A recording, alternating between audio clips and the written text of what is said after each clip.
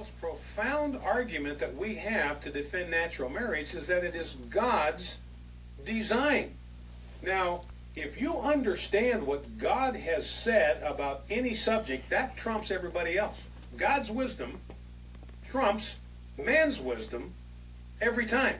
And it does so in every circumstance. There is no reason for us not to make the moral argument for natural marriage and make the moral argument against the normalization of homosexuality every time we're having that conversation. I think we ought to forthrightly and boldly declare that what God has defined, man may not redefine. And whatever the setting is, doesn't matter whether it's on the floor of a legislature, in a committee hearing, in a private conversation, on a media interview, that's always the place that we start, and it's the strongest place on which to stand. It is immoral behavior, and we shouldn't have any hesitation in saying that.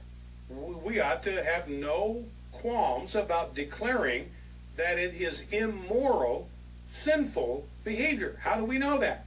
Because we have God's perspective. We have God's counsel. We have God's wisdom, and that trumps man's wisdom. It does not matter what man says about homosexual conduct. We know that it is sinful and immoral behavior because God has revealed that to us in his word and has revealed it to us in nature. The laws of nature make it clear that that's not the sexual use for which the human body was designed. Even if you believed in evolution, you'd have to say, nah, evolution didn't design the human body for that. See, most people, if they're people of faith, if they believe in a religion, whether it be Christianity or Islam or Hinduism or Buddhism or whatever it may be, they realize, okay, this is my faith. Now, faith by definition means the purposeful suspension of critical thinking and reasoning.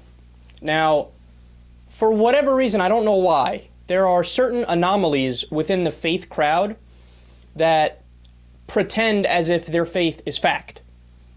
And that's the category Bryan Fischer falls into. And he's arrogant about it, he's smug about it, and he doesn't realize that he sounds like one of the most ignorant people on planet Earth.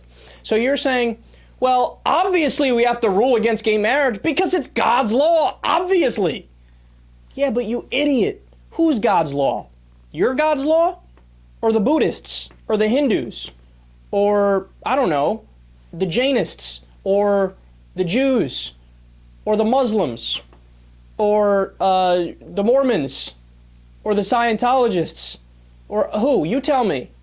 Look, I'm the one that's asking the questions. Look, that's the problem, is that Bryan Fischer, he blurs that line. He doesn't, even if you say to Bryan Fischer, dude, it's your faith, right? He would say, no, but it's true. No, but that once you say it's true, you're saying it's no longer faith. You're saying it's actual knowledge, it's information, it's facts, and we know it to be so. But we don't know it to be so. And I'll take it a step further. I know he's wrong. Now look, if you ask me, is there a God? I don't know if there's a God. That's why I like to consider myself an agnostic, even though some people would consider me an atheist, right? But that doesn't matter. It's just a battle of semantics, essentially. But Bryan Fischer, what I do know is that while I don't know if there's a higher power or a God, I do know for sure that the religions on earth are incorrect because they make claims that are verifiably not true, that are provably false. But Bryan Fischer, it amazes me how he's so blind to anybody. It's like nobody's ever questioned his belief system. Nobody's ever told him to prod deeper and figure out if what he thinks is really true or false. Like the people who say, oh, but it's in the Bible, so it's true.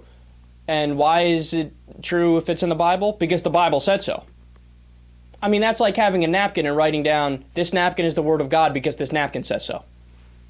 It's the same kind of logic. It's circular reasoning. It's childish. It's immature. It's dumb. But Bryan Fischer prods ahead like a bull in a camel shop. A bull in a china shop. No such thing as a camel shop, I don't think.